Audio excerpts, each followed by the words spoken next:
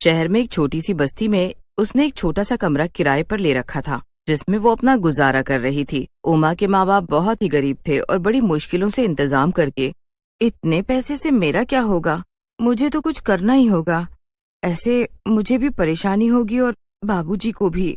जब उमा के बाबूजी की चिट्ठी आई कि घर की छत गिर गई है, जिसकी वजह से वो इस बार कम पैसे भेज रहे हैं, उमा उस दिन बड़ी ही परेशान थी। वो शाम को बाजार से कुछ सामान लेने के लिए किराने की दुकान पर खड़ी ही थी कि तभी वहाँ एक चाइनीज लड़की आई और दुकान से पूछने लगी, क्या यहाँ आसपास कोई सस्ते में मुझे किराए पर कमरा मिल जाएगा?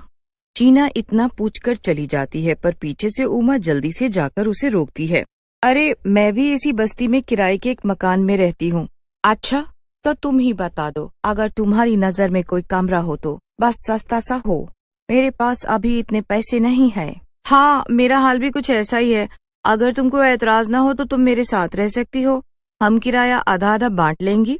अरे वाह, ये तो अच्छा आइडिया है, मुझे कोई दिक्कत नहीं है। बस फिर शीना और उमा दोनों एक साथ रहने लगती हैं। दोनों की काफी अच्छी दोस्ती भी हो जाती है, पर कुछ दिनों बाद दोनों को पैसे की बड़ी परेशानी होने लगती है। दोनों के पास ही ज्यादा पैसे नहीं बचते। समझ नहीं आ रहा क्या करूं, बाबूजी से भी पैसों के लिए नहीं बोल सकती। मेरा तो इस दुनिया में कोई नहीं है, मैं तो किससे पैसे मांगूंगी? इस शहर में अगर रहना है तो हमें कोई काम तो देखना ही पड़ेगा। अरे पर तुम तो कॉलेज जाती हो, तुम कैसे कमा पाओगी? हम क्या कोई छोटा मोटा काम नहीं कर सकते? कोई छोटा मोटा काम ही खोल सकते हैं। उसके बाद दोनों को बड़ी तेज भूख लगने लगती है। शीना फटाफट दोनों के लिए नूडल्स बनाकर लाती है। चाइनीज फूड, तुम इतना बढ़िया चाइनीज बनाती हो ना कि कोई भी खाकर दीवाना हो जाए। और यहाँ आसपास बस्ती में कोई भी चाइनीज नहीं बेचता सिवाय वो मोटे के, पर वो इतना महंगा देता है कि बस पूछो ही मत। अगर हम चाइनीज बेचना शुरू कर दें तो देखना, हमारी दुकान बहुत बढ़िया चलेगी। हाँ, आइडिया तो बढ़िया है, मैं भी सारी चाइनीज चीजें बनाना जानती हूँ। हम कल से ही ये काम शुरू कर देते हैं और तुम उसमें मेरी मदद कर देना। शाम को बाजार में भीड़ भाड़ भी काफी रहती है और सब लोग खाने निकालते हैं। हाँ, हम अपनी चाइनीज फूड का रेट कम रखेंगे तो देखना सब आएंगे हमारे पास। बस फिर क्या था, अगले ही दिन दोनों सहेलियां अपने अपने पैसे इकट्ठे करती हैं और उससे सामान ले आती हैं, और उमा इन सब में उसकी पूरी मदद करती है। दोनों मिलकर बस्ती के बाजार में अपना ठेला लगाकर खड़े हो जाते हैं। आइए आइए और स्वादिष्ट चाइनीज खाकर जाइए। आइए ना भैया, बस 10 रुपए से शुरू है, कोई भी आकर खाओ, बस 10 रुपए में। लोग 10 रुपए का नाम सुनकर हैरान रह जाते हैं और उसका चाइनीज फूड आकर खाने लगते हैं। जब लोग चाइनीज खाते हैं तो बस खाते ही रह जाते हैं। पहले दिन ही उनके यहाँ ऐसी भीड़ लगती है कि बस 2 घंटे में ही सब सामान खत्म हो जाता है। मुझे तो यकीन नहीं हो रहा हमारा सामान सारा बिक गया, पर मुझे तो पूरा यकीन था कि तुम्हारे हाथ का चाइनीज फूड खाकर सब उंगलियां चाटते रह जाएंगे। फिर दोनों खुशी खुशी घर आ जाती हैं। इससे अब तुम कल ही सबसे पहले अपने कॉलेज की फीस भर देना, बाकी पैसों से हम कल और सामान ले आएंगे। दोनों उस रात सुकून से सो जाते हैं। अगले दिन उमा अपने कॉलेज की फीस भी भर देती है। कॉलेज से आकर दोनों मिलकर बाजार से सामान लेकर आते हैं और फिर दोनों मिलकर सब सामान तैयार करके बाजार में भी लगा देते हैं। अरे बेटा, मेरे घर बहुत सारे मेहमान आए हुए हैं, तू जरा जल्दी से मुझे 10 प्लेट मोमोज और 100 रुपए के फ्राइज पैक करके दे दे। जी आंटी, बस अभी देते हैं। अब तो रोज ही शीना और उमा के चाइनीज फूड के ठेले पर इतनी भीड़ रहती थी कि सामान थोड़ी ही देर में खत्म हो जाता है। मोटेलाल की दुकान शीला और उमा के चाइनीज फूड की वजह से बिल्कुल ही चलना बंद हो जाती है, जिसकी वजह से उसे बड़ा दुख भी होता है और उन लड़कियों की तारीफ सुनकर उसे गुस्सा भी आता है। एक दिन वो खुद ग्राहक बनकर उनके ठेले पर ही पहुंच जाता है। आज जरा खा कर तो देखूं कि ऐसा क्या है इन लड़कियों के चाइनीज फूड में जो मोतीलाल की दुकान में नहीं। मोटेलाल जब उन लड़कियों के ठेले का चाइनीज खाता है तो खाता ही रह जाता है।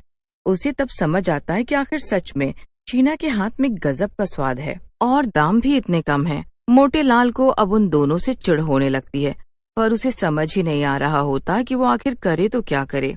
अब एक दिन शीना की तबीयत बहुत बिगड़ जाती है। उसे एकदम से चक्कर आ जाता है और वो गिर जाती है।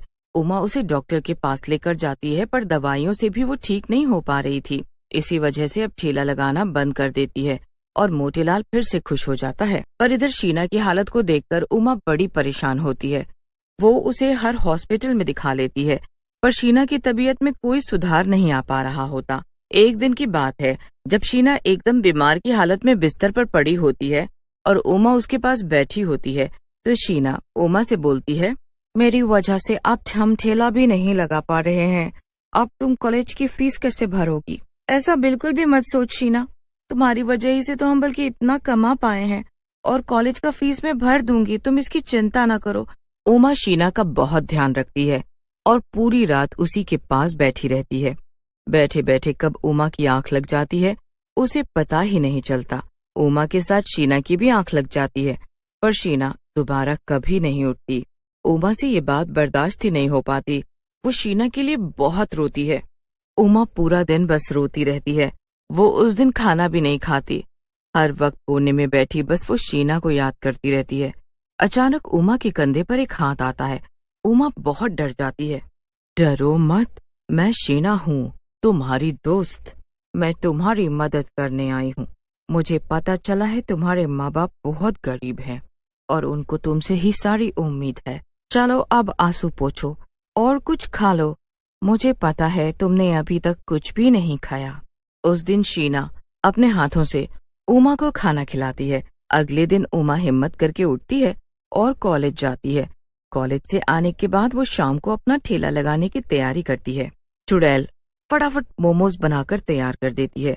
उमा तो ये सब देखकर हैरान रह जाती है। बाप रे बाप, तुम इतनी तेजी से कैसे ये सब कर सकती हो? बस फिर दोनों अपना चाइनीज फूड का ठेला लेकर चल पड़ती हैं।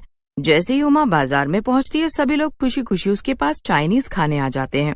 उमा सबको चाइनीज फूड खिलाती है और सब सामान बेचकर घर आ जाती है। देखो, अब तुम्हारे पेपर आने वाले हैं, तो तुम बस अपनी पढ़ाई पर ध्यान देना, पर बाकी वो सब मैं संभाल लूंगी। तुम उसकी चिंता मत करो।